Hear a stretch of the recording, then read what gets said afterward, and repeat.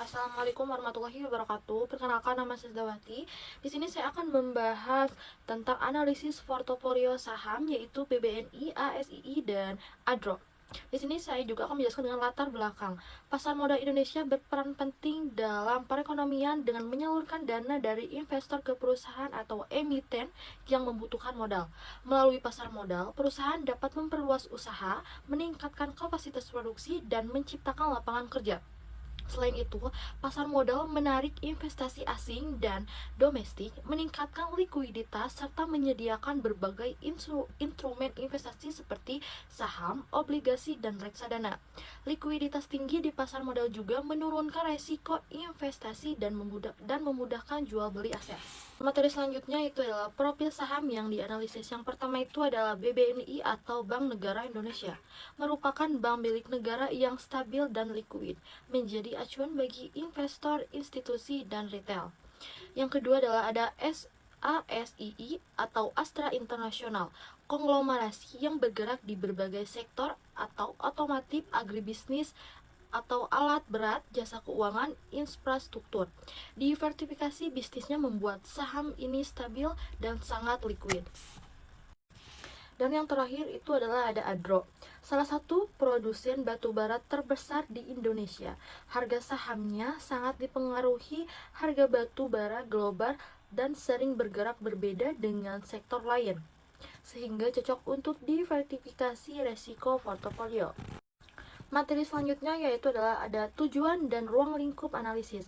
Yang pertama itu adalah mengevaluasi kinerja dan risiko atau volatilitas saham BBNI, ASII, dan ADRO. Yang kedua itu adalah menentukan alokasi aset efisien dengan model Markowitz dan indeks tunggal untuk diversifikasi optimal. Yang ketiga itu adalah memberikan rekomendasi strategi berdasarkan data keuangan dan tren pasar. Dan yang terakhir itu ada menganalisis hubungan atau korelasi antara IHSG dan ketiga saham. Lanjut, di sini ada peran pasar modal dan investasi.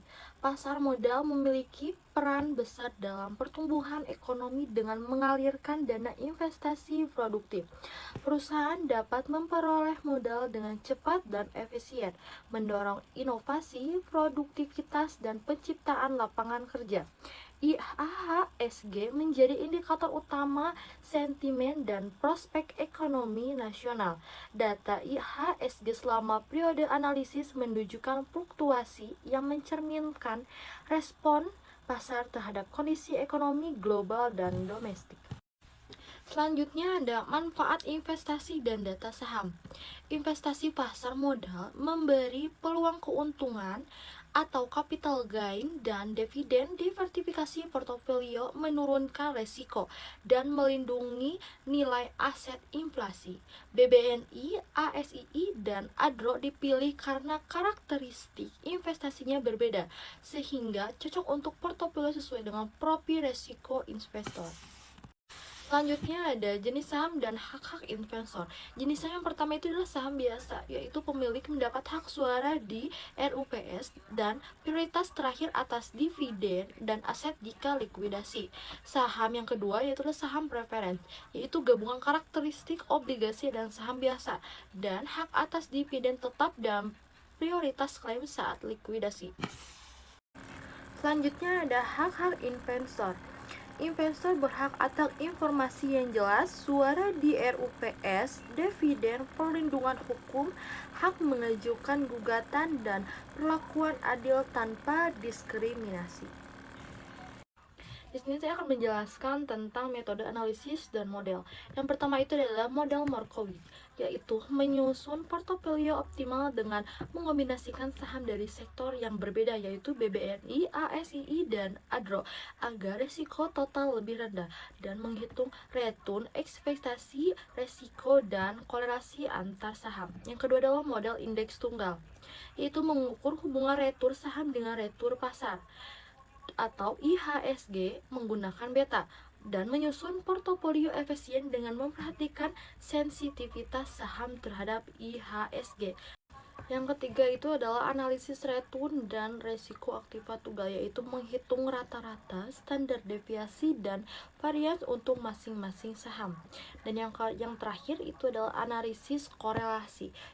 Di sini juga ada tabel return resiko aktiva tunggal dan return resiko portofolio. Tabel yang pertama itu bisa dilihat oleh teman-teman, ada BBNI dan ASII memiliki return yang diharapkan sebesar 0,43%, sedangkan ADRO sedikit lebih rendah yaitu 0,36%. Untuk resiko ADRO memiliki standar deviasi tertinggi yaitu 7,37%, yang berarti fluktuasi returnnya paling besar dibandingkan dua saham lainnya, sehingga resikonya juga lebih tinggi. Selanjutnya itu tabel kedua, pada bagian return dan resiko portofolio dijelaskan bahwa return yang diharapkan dari sebuah portofolio merupakan rata-rata tertimbang dari semua return saham yang ada di dalam portofolio tersebut. Pada tabel kedua terlihat bahwa return portofolio untuk ketiga saham justru negatif, yang menunjukkan potensi kerugian jika portofolio hanya terdiri dari satu saham saja. Namun, nilai risiko dan variansinya relatif sama dengan tabel sebelumnya, sehingga penting bagi investor untuk mempertimbangkan kombinasi saham agar mendapatkan return yang optimal dengan risiko yang dapat diterima. Kesimpulannya yaitu pasar modal Indonesia berperan penting dalam menyalurkan dana dari investor ke perusahaan, mendorong pertumbuhan ekonomi, dan menyediakan berbagai pilihan investasi yang likuid.